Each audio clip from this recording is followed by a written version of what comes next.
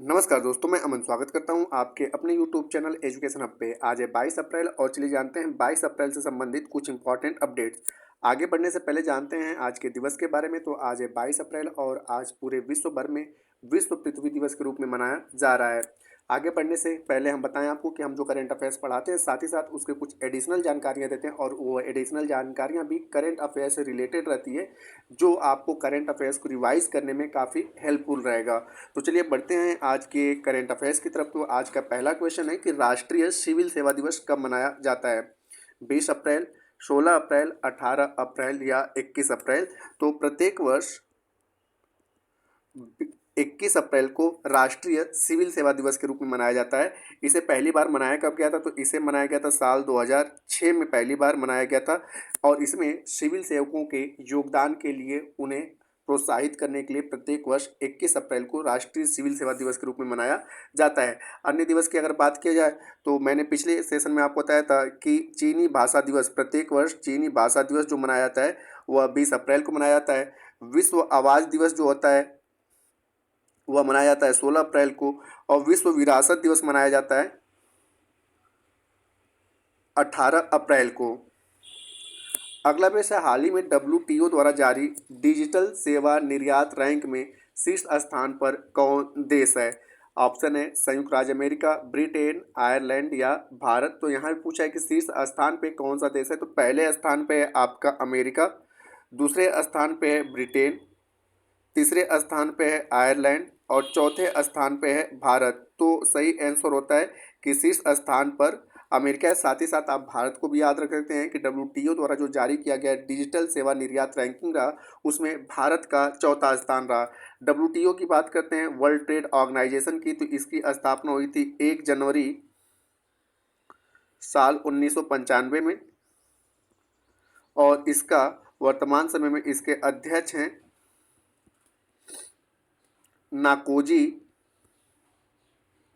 अंकोजी। नाकोजी अंकोजी वर्तमान समय में इसके अध्यक्ष हैं। अगला विषय, हाल ही में किस राज्य ने साल 2024-25 में अस्थायी शिक्षा क्रमांक यानी कि पेन, इसका पूरा नाम होगा परमानेंट एजुकेशन नंबर, अनिवार्य किया है? गुजरात ने, उत्तर प्रदेश ने, आंध्र प्रदेश ने या मध्य प्रदेश ने? तो सही आंसर होता है सी, कि हाल ही में आंध्र प्रदेश राज्य ने साल 2024 और 25 के लिए अस्थायी शिक्षा क्रमांक यानी कि पैन को लागू कर दिया है। अब इसके बारे में जानते हैं यहाँ पर। तो यहाँ पे आपका अस्थायी शिक्षा क्रमांक यानी कि परमानेंट एजुकेशन नंबर, तो इसका फुल फॉर्म भी आप लोग याद रखिएगा। अन्य जो ऑप्शन है इनके बारे में चर्चा करें तो सेमीकंडक्टर पॉलिसी लागू करने वाला पहला राज्य कौन सा है? तो गुजरात है सेमीकंडक्टर पॉलिसी लागू करने वाला।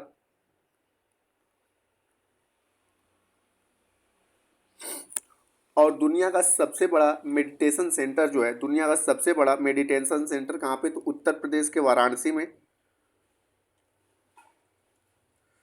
उत्तर प्रदेश के वाराणसी में बनाया गया है। और देश की पहली सोलर सिटी कहाँ पे बनाया गया है? तो देश की पहली सोलर सिटी बनाई गई है मध्य प्रदेश के सांची में। तो ये कुछ एडिशनल जानकारियां हैं जिससे आपके करंट अफेयर, जो भी चीज़ें बता रहा हूँ यहाँ पे, ये सारे के सारे करंट अफेयर्स से रिलेटेड है, जो कि आपके करंट अफेयर्स के रिवीजन में काफ़ी हेल्पफुल रहेगा। तो इसी तरह से चारों ऑप्शन को हम एक्सप्लेन करके चलेंगे और चारों ऑप्शन जो रहेंगे वो आपके करंट अफेयर से रिलेटेड रहेंगे। अगला क्वेश्चन है, राष्ट्रीय सुरक्षा गार्ड के प्रमुख के रूप में किसे नियुक्त किया गया है? ऑप्शन है नलिनी नेगी, दिनेश कुमार त्रिपाठी, अनुराग कुमार या नलिन प्रभात। तो यहाँ पर नलिन प्रभात को हाल ही में राष्ट्रीय सुरक्षा गार्ड यानी कि NSG का प्रमुख नियुक्त किया गया है। NSG की बात करें यानी कि राष्ट्रीय सुरक्षा गार्ड, नेशनल सिक्योरिटी गार्ड की अगर बात करें तो इसकी स्थापना जो हुई थी साल 1984 में इसकी स्थापना हुई थी। इसके प्रमुख जो थे, इसके जो प्रमुख थे वो थे दलजीत सिंह। दलजीत सिंह इसके प्रमुख थे। अब इनका स्थान कौन ले लेंगे? तो इनका स्थान ले लेंगे नलिन प्रभात। अन्य ऑप्शन की अगर हम यहाँ पे चर्चा करें तो भारत पे के सीईओ, भारत पे के सीईओ कौन बने हैं? तो नलिन नेगी। दिनेश कुमार त्रिपाठी हाल ही में भारतीय नौसेना के प्रमुख बने हैं। इनका कार्यकाल शुरू होगा आपका 30 अप्रैल से। अनुराग कुमार की बात करें तो यह सीबीआई के वर्तमान समय में मैनेजिंग डायरेक्टर है अनुराग कुमार। अगला क्वेश्चन है कि ड्रैगन फ्लाई रोटरक्राफ्ट मिशन चर्चे में रहा, इसका संबंध किस संस्था से? नासा से, इसरो से है, जाक्सा से है या CNSA से है? तो यहाँ पर आपका ड्रैगन फ्लाई रोटरक्राफ्ट जो मिशन है चर्चे में रहा, इसका संबंध नासा से है। तो सही आंसर होता है ए, नासा। अब यहाँ पे नासा का पूरा नाम जानते हैं। तो नासा का यहाँ पे पूरा नाम आता है national aeronautical and space administration. और ये किसकी एजेंसी है? तो यह अमेरिका की स्पेस एजेंसी है। और इसकी स्थापना की अगर बात किया जाए नासा की, तो इसकी स्थापना हुई थी 29 जुलाई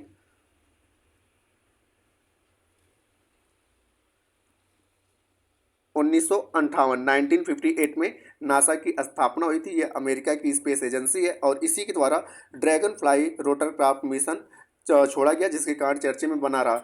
नासा के अगर हेडक्वार्टर की बात किया है तो नासा का हेडक्वार्टर है वाशिंगटन में।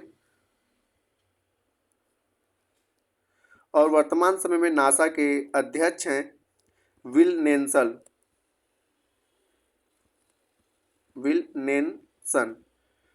ISRO Indian space research organisation है जो भारत की स्पेस एजेंसी है।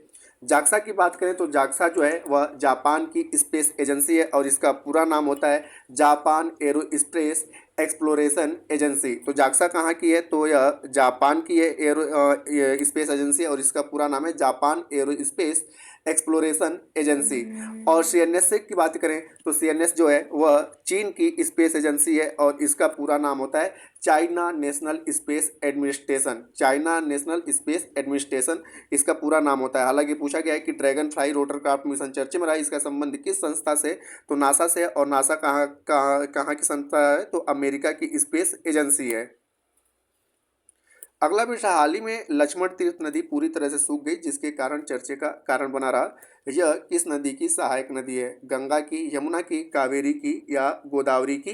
तो लक्ष्मण तीर्थ नदी जो है वह कावेरी नदी की सहायक नदी है और अभी गर्मी की शुरुआत ही नहीं हुई तब तक पूरी तरह से लक्ष्मण तीर्थ नदी सूख गई है, जिसके कारण यह चर्चे का कारण बना रहा। तो सही आंसर होता है आपका सी। अब यहाँ पे बात करते हैं कावेरी की। तो बेसिक तौर पे आपका लक्ष्मण तीर्थ की जो है सहायक नदी जो है वह कावेरी की सहायक नदी है। और कृष्णा सागर झील कर्नाटक में कावेरी नदी में बेसिक यहाँ पे अगर चर्चे की बात किया जाए तो कृष्णा राज सागर झील कर्नाटक में कावेरी नदी में विलय हो जाती है। तो यहाँ पे लक्ष्मण तीर्थ किस नदी में? तो आपका कृष्णा सागर जो झील है कर्नाटक में, ठीक है, वहाँ पर पहुँचकर, ठीक है, लक्ष्मण तीर्थ नदी कावेरी में क्या होती है? विलीन हो जाती है। गंगा की सहायक नदियों की अगर बात किया जाए तो गंगा की सहायक नदी है रामगंगा, गोमती, गंडक, घाघरा और शारदा।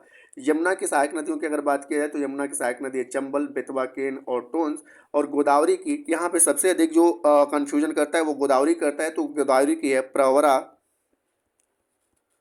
वेनगंगा, पेनगंगा, इंद्रावती और मंजिरा।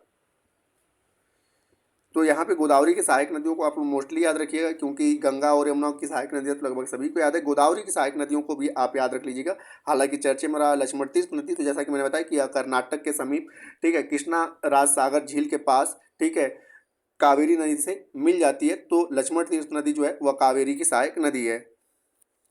आज का अंतिम विषय, मैल्कम एडिसेनिया पुरस्कार 2023 के लिए किसे चुना गया? ऑप्शन है अमिताभ बच्चन, उत्साह पटनायक, क्रिस्टीना पिचकोवा या रिके यामामोटो। तो मैल्कम एडिसेनिया जो पुरस्कार है इसके लिए जो है उत्साह पटनायक को 2023 के लिए चुना गया है। तो सही आंसर होता है बी। अब इस पुरस्कार की अगर बात करें तो यह सम्मान मैल्कम और एलिजाबेथ ट्रस्ट द्वारा दिया जाता है और इसमें बेसिक तौर पे कि विकास अध्ययन में असाधारण, मतलब विकास अध्ययन के लिए असाधारण योगदान के लिए इस पुरस्कार को दिया जाता है। और इस पुरस्कार में जो धनराशि होती है वह 2 लाख रुपए नगद होती है। अब यहाँ पे अगले की बात करें तो हाल ही में चर्चे में रहे अमिताभ बच्चन, क्योंकि इन्हें साल 2024 के लिए लता दीनानाथ मंगेशकर पुरस्कार के लिए चुना गया है। क्रिस्टीना पिचकोवा की अगर बात करें तो 2023 की क्रिस्टीना पिचकोवा मिस वर्ल्ड चुनी गई हैं। और रिकेन यामामोटो की अगर बात किया जाए तो 2024 का प्रित्जगर जो पुरस्कार है प्रित्जकर पुरस्कार के लिए रिके यामामोटो को चुना गया है। अब यहाँ पे होता है कि एक पुलित्जर पुरस्कार होता है जो पत्रकारिता के क्षेत्र में होता है, प्रित्जकर जो पुरस्कार होता है वो आर्किटेक्ट के क्षेत्र में होता है, आर्किटेक्ट के क्षेत्र में होता है। तो साल 2024 का जो प्रित्जकर पुरस्कार के लिए चुना गया है रिकेन यामामोटो को चुना गया है। तो दोस्तों ये थे आज के करंट अफेयर्स के अपडेट। अब समय है पिछले सेशन में पूछे गए प्रश्न का उत्तर देने का। तो पिछले सेशन में पूछा गया था कि हाल ही में अगले नौसेना प्रमुख के रूप में किसे नियुक्त किया गया है, तो जिसका सही उत्तर था दिनेश कुमार त्रिपाठी। तो जिन्होंने भी सही उत्तर दिया उनके लिए बधाई। अब समय आज के प्रश्न का। तो आज का प्रश्न है कि हाल ही में किस राज्य ने साल 2024-25 में अस्थायी शिक्षा क्रमांक यानी कि पेन अनिवार्य किया है? गुजरात, उत्तर प्रदेश, आंध्र प्रदेश या मध्य प्रदेश? तो आप इसका आंसर हमें कमेंट बॉक्स में दे सकते हैं। आपके कमेंट का हमें इंतजार रहेगा। तो दोस्तों वीडियो पसंद आया तो वीडियो को लाइक करें, कमेंट करें तथा अपने दोस्तों के साथ शेयर करें, और चैनल पर नए हैं तो चैनल को सब्सक्राइब अवश्य करें। और इस पीडीएफ के लिए आप हमारे टेलीग्राम से जुड़ सकते हैं जिसका लिंक वीडियो के डिस्क्रिप्शन में दिया हुआ है। तो वीडियो के अंत तक बने रहने के लिए धन्यवाद। मिलते हैं जल्दी नेक्स्ट वीडियो में।